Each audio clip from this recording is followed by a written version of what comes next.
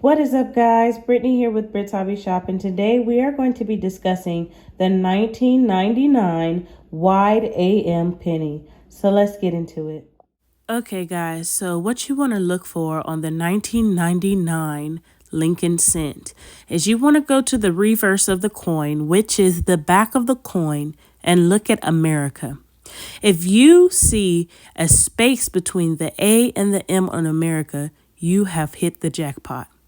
So, with the regular minted 1999 pennies, the A and the M are close. So, what you want to look for is a wide AM. A wide AM is a mint error, and you can get a lot of money for this error. In fact, I am actually going to show you guys a couple of sales for the 1999 wide AM. Check it out.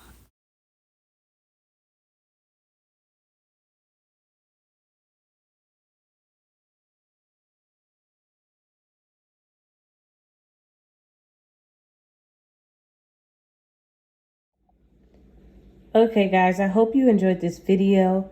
Don't forget to like, comment, and subscribe. Remember to share this video, and also happy hunting. I'll see you guys in the next video. Peace.